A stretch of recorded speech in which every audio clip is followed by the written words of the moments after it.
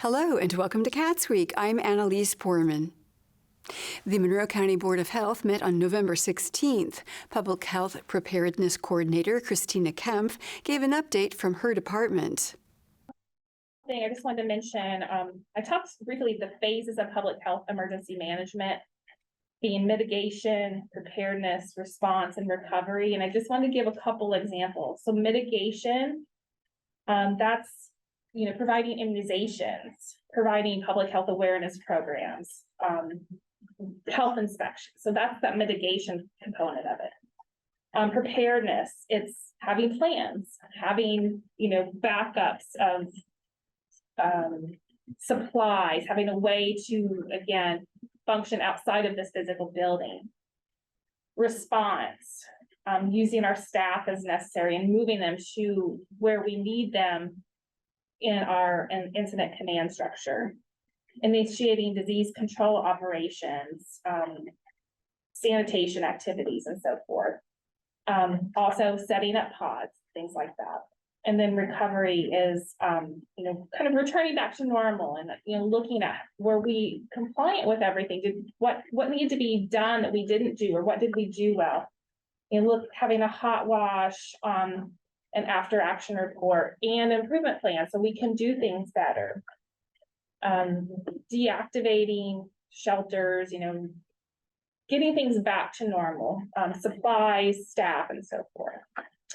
So there's lots of other little pieces, again, of these plans. They just go on and on and on with the annexes and the appendices and so forth. And if you're ever more interested in a specific plan, I'm happy to review that at any point. Following an update from Futures Clinic Manager Evan Tice, board member Sarah Reiterband asked if the community knows about the Futures Family Planning Clinic as a local resource. Tice responded. Do you sense that the community at large knows about Futures, and do we need to be broadcasting it more broadly? Yeah, I think we have a relatively strong referral network. We work really closely with DIS, disease intervention specialists, even like HealthNet. A lot of our referrals come from even CAUSE-Link. We work really closely, I think, with our community, and I think that alone has been helpful. Like I said, I'm new, so I'm not I can't speak to what's been done in the past, but even I used to work at Planned Parenthood for almost 2 years before this, so I referred patients, to Futures. We were aware generally of the Title Clinic, but I think certainly with the transition from Peggy to our new nurse practitioner has been difficult, especially just with Peggy. I know she had decreased visit times on her way out. And then, sorry, I want to make sure I answered your question. Well, I just wanted to know whether we needed to let more people know, whether it's about communicating with the township trustees to let them know that this is a great place to send people who are in need of services. I don't know how broadly the community is aware of Futures. Well, to be quite honest, I don't. I think that mentioning that period is worthwhile. If they don't know about it, then it's a good opportunity to teach them. If they do, then everybody knows somebody that I think that could benefit from the services. Health Department Director Lori Kelly gave an update and shared that they will be able to hire a new health educator in 2024. And council recently approved a new position, so we'll be able to post for another health educator. This will be the Behavioral Health and Wellness Coordinator, beginning sometime in 2024. The next Monroe County Board of Health meeting will be held on December 21st. At their November 15th meeting, the Bloomington City Council heard a resolution regarding the operation of a joint capital improvement board between the city and the county for the Monroe Convention Center. Deputy City Clerk Sophia McDowell introduced the resolution. Resolution 23-22. To approve an interlocal cooperation agreement between the City of Bloomington and Monroe County, Indiana, for the operation of the Bloomington Monroe County Capital Improvement Board and the Convention and Visitors Commission. The synopsis is, this resolution approves the interlocal cooperation agreement between the city and the county for mutual and collaborative support of an expanded convention center, any related amenities, and necessary related entities, including the Capital Improvement Board, CIB, and Convention and Visitors Commission, CVC, managing the expansion project and convention center operations. Corporation Counsel Beth Kate elaborated on what the resolution entails and provided some background on the interlocal agreement. So Resolution 2322 approves an interlocal agreement between the city and Monroe County for collaborative support of the convention center expansion and the entities that will be involved in the project, including the Capital Improvement Board that the county created in July and the Convention and Visitors Commission. The interlocal reflects extensive discussions and negotiations between the city and the county with the goal of creating a solid and collaborative path forward that will produce a first-class convention center expansion for the good of our community.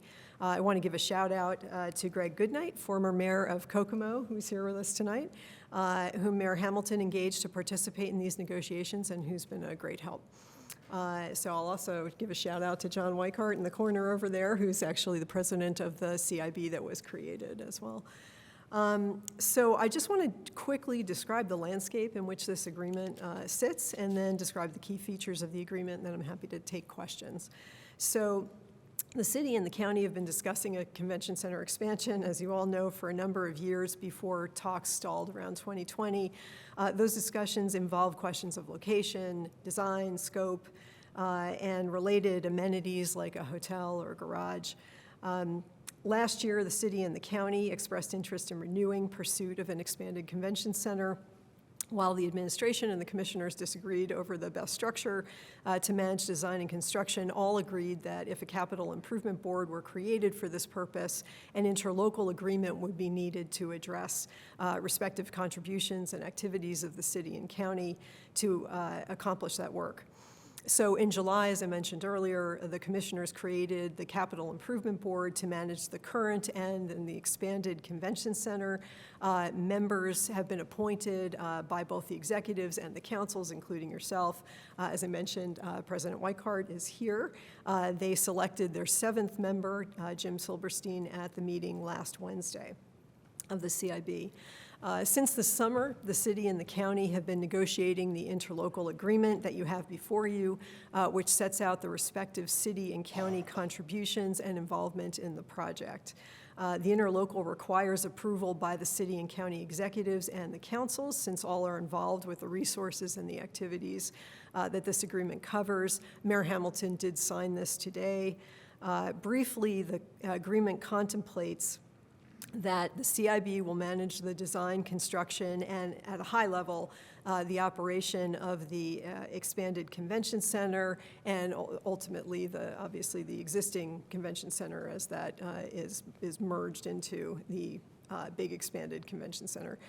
The agreement reflects the parties' desire to leave the design and construction of this to the CIB, whose members reflect experience and expertise in large capital projects. Design and construction will be funded through debt issued by a city-created building corporation, like the county did for the original convention center, with the debt paid by the city as lessee of that expansion using food and beverage tax revenue. So the building corporation would own the expansion and the property it sits on, as it needs to do as the debt issuer. It needs to hold on to that until the debt is paid off. It needs it as collateral. The city would lease the expansion, and while the debt is being paid off, it would pay lease payments with food and beverage revenue, and the debt would be paid off in that way. Council member Steve Volan asked whether this agreement would comply with the State House when it comes to the food and beverage tax. Is this agreement sufficient for us to eliminate the concern that our friends at the State House had that might have led them to rethink the food and beverage tax? I think if what you're asking, Councilmember Volan, is will this be an indicator of collaboration between the city and the county, and an indicator that we are serious about pursuing the expanded convention center and using the money for that purpose? I think the answer is yes. And I think it's not just this agreement, but I think it is also, you know, the fact that there's movement now, that the CIB has met a couple of times, that we have had conversations about next steps and using funds that were in the city's 2024 budget toward certain expenditures that will support the CIB operations, what we're going to do with Schmidt, next steps. So I mean, but yes, just to I be clear, do. Yeah. we have allocated money in the 2024 budget so as to further the cause of a convention center. Yes. This agreement finally lays to rest that this is the completed negotiation between city and county and any other entities involved to get a move on. I believe so, yes. I mean, yes. I think that we have negotiated all with the goal of exactly what you just All but mentioned. With the goal of exactly that, that we are going to reach a collaborative approach to moving forward, and that's what this agreement will allow us to do. The resolution passed unanimously. At the Monroe County Commissioners meeting on November 15th, Director of the Monroe County Airport, Carlos Laverty, gave an update on their recent successful Federal Aviation Administration certification. We just last week went through our annual FAA certification inspection. All 139 airports which receive commercial service have to go through that. And because we receive the 100 or so airline flights a year, we have to live under the same regulation and criteria that, you know, O'Hare does too. So for a small airport like us, it's a little taxing because we have some stringent standards and some extra painting and signs that we have to maintain out there, as long as, and the training as well. So I'm really pleased to say that for the first time in a long time here, and it's not a very common occurrence for any airport, but we received our results was that there were no findings for our airport whatsoever, which for me was a huge accomplishment. In the past 5 years, the whole team, we put a tremendous effort into kind of revamping our processes and controls, our training. Everything's been revamped. Our records keeping, and there was a little bit of a cultural change that had to take place, and so there were some growing pains as far as how we documented things and how we conducted our training. So to get our results of no finding was really exciting for us, probably more so than anybody else in the community. That we really geek out on that. But as part of that, though, I really wanted to make a point to thank the county, and county council enacted this policy earlier this year where they allowed us to, any department, to overlap with, we had an outgoing assistant airport director, and we were given the opportunity to hire onboard the new person with ample opportunity for those to cross-train before the existing departed. So we had about 8 weeks of those folks working together. So our outgoing, who had just kind of gotten up to speed and was learning himself because he was, just a couple years out of college, was able to hand over this training and inspection program to our new fella. And I firmly believe, because of that overlap and the county's foresight, that really kind of helped push us that much closer to the successful outcome. So I really wanted to thank you for the entire county organization for that, and for all the support that you continue to show the airport with recent equipment acquisitions. We really appreciate it, making life easier for us. And I just want to say thank you and share the good news.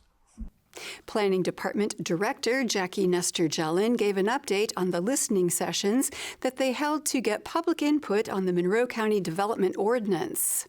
I just want to provide a little bit more clarification for the public this morning. So the CDO is our zoning, subdivision, and zoning draft map. together. So the last time our ordinance was updated was in 1997. So the county development ordinance is working to update the text and the zoning map together, and that is hopefully ready for public adoption sometime in 2024. So most recently, we put together 4 CDO listening sessions. These were hosted out in the county areas such as the new Southwest Public Library. We did Ivy Tech, 2 other locations as well. And so we had an opportunity for the public to come and speak. These were attended, and basically what we're working on right now, module 2 of the CDO, is focusing on the draft zoning map as well as the use table.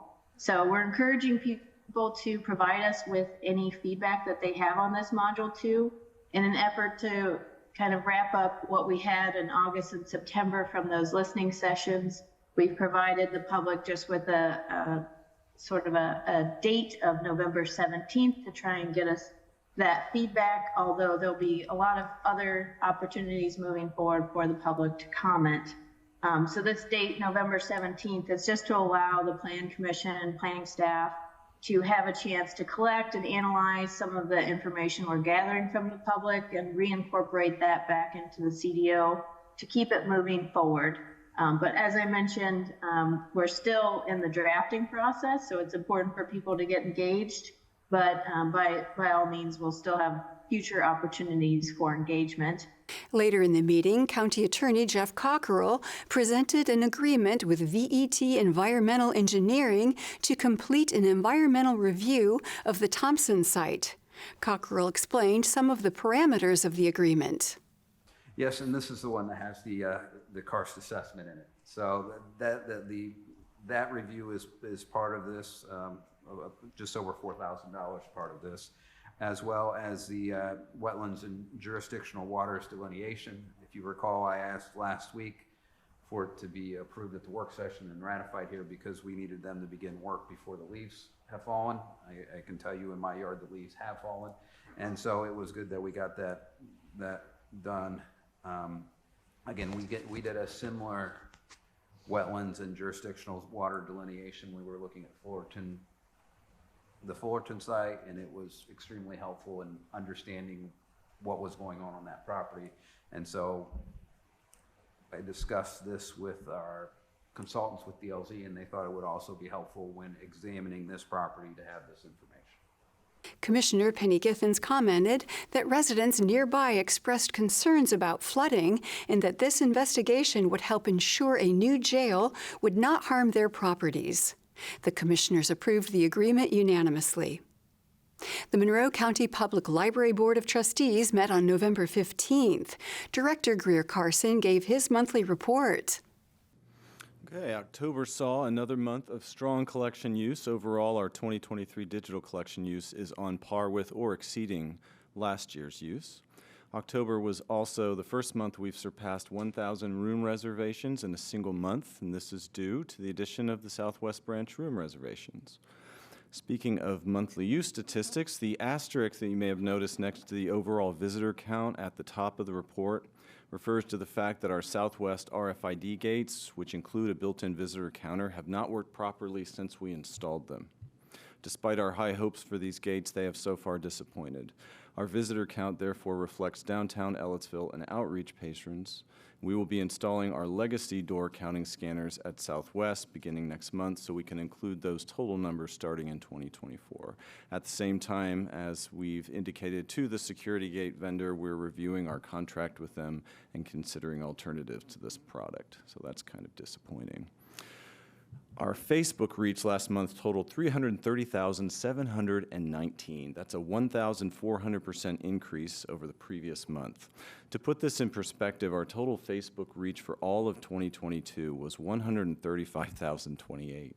And this incredible increase was due to a single MCPL Facebook post, the My Job is Library Barbie meme, which went semi-viral, reached 320,000 accounts, generating 8,200 reactions, 426 shares, and 348 comments. So regardless of one's opinion of social media, it's safe to say that our online presence is beneficial and that we've got an outstanding communications and marketing department.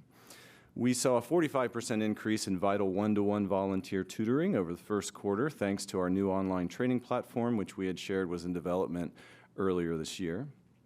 We had another successful annual Zombie Prom with 70 teens attending. Last year we had 50 attendees, so our Night to Dismember is growing in popularity. We held our first outdoor reading program at Southwest in the Hain Family Amphitheater with a Scary Stories contest. And our Southwest Branch Library was featured in the 2023 Library Journal Year in Architecture issue, the first of what we hope will be a number of features and recognitions for MCPL and our new branch, and the photos were for the entry were taken by our own visual marketing specialist, Aubrey Dunnick. The board also heard a strategic plan update from Carson. First, he revisited the last 3 years' strategic plan. We are excited to be near the end of the draft planning stage for our forthcoming 2024-26 strategic plan. Our last plan was created in 2020 during the pandemic, and it's helped us focus our work from 2021 through this year. We are doing another 3-year plan to focus much of our work from 2024 to 2026. These plans help us assess how we're meeting our community's needs, what we need to do better, and how we plan to get there. The current plan for 21 to 23 is focused on many areas of services that we'll continue to work on in the new plan, including developing our digital collections, specifically ebooks and e-audiobooks, and some better marketing to promote those collections, developing our Library of Things collection, expanding checkout times and renewal options, and reviewing our fines and fees policies, simplifying the patron discovery process for collections by improving back-end ILS configurations and public-facing discovery tools. The next Monroe County Public Library Board of Trustees meeting will be held on December 13th. At their meeting on November 14th, the Monroe County Council heard a request to approve a transfer of cash related to the opioid settlement fund. County Commissioner Penny Giffens outlined the request. And this is just to transfer the funds that we have already are receiving from the state into our own fund so that we can be using this.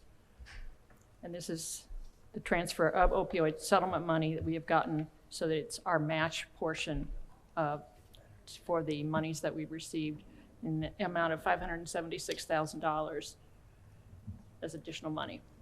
The council approved the request by a 6-1 vote, with Councilor Marty Hawk voting against it. The Ellettsville Town Council met on November 13th and held a public hearing for Ordinance 2023-13 to revise the stormwater system user fee base rate. Town Manager Mike Farmer explained why the increase in the stormwater fees is necessary, saying that the town has a large amount of improvement projects on the horizon. Yes, staff, the street department and the utilities department has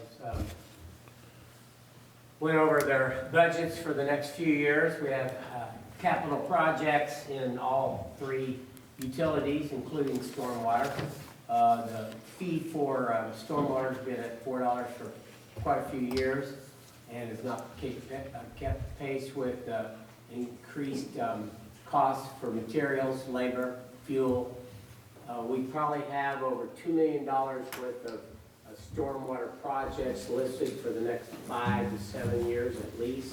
We don't think we can do them all just because of limitations on how much we can spend, but these increases will help our budget and provide us with some monies to be saved and to prepare to pay for a capital project. One in particular would be a new street sweeper.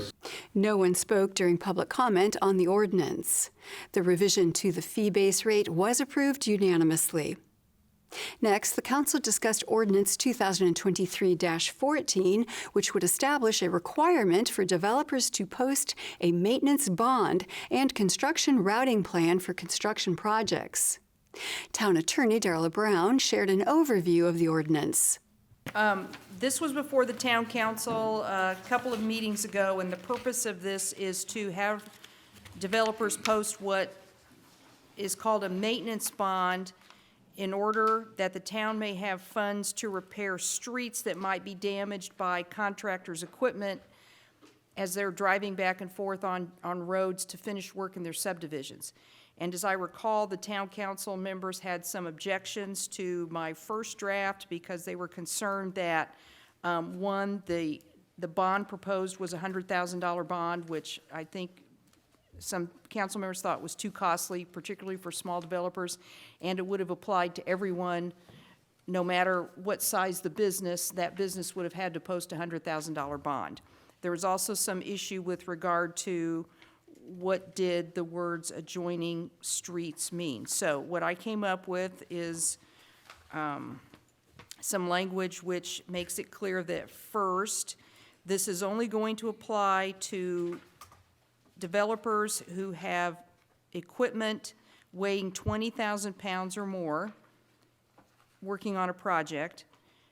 And before they start the project, they have to provide a routing plan to the planning department and the street department, and that's the route they're going to be limited to when they work on the project. So those are the streets that the street department and the planning department will focus on when they determine what an appropriate bond should be. And so in that sense, it's no different than what the town already does with regard to figuring out what the bond should be for improvements. It's going to be kind of a case-by-case basis. The planning department, the street department will have to customize or come up with a plan for, just as they come up with a plan for improvements, they'll have to come up with a plan for repairing the roads. So we've narrowed it down to equipment, 20,000 pounds or more. The developer will provide a plan showing what roads he or she is going to be working on, so that further narrows it down. And then the street department and the planning department together will determine what the bond is. And then once the project is completed, if it's determined that there is no damage to the roads, then the bond will be released. The council voted to approve the ordinance establishing the maintenance bond for construction projects. And that is all for CATSweek. Thank you for joining us. For CATS and WFHB, I'm Annalise Poorman.